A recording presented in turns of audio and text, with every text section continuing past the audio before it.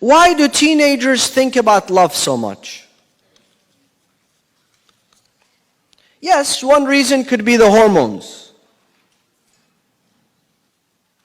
One reason could be the biological change that they're going through.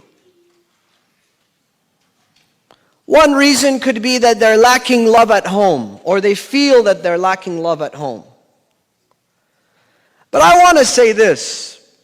I believe that one of the greatest reasons, if not the biggest and the greatest of reasons, is television.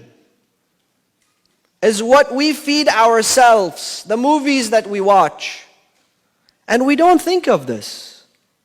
But you tell me, find me any movie, any cartoon that does not contain a love story. Even children cartoons, 5 years old, 10 years old, they're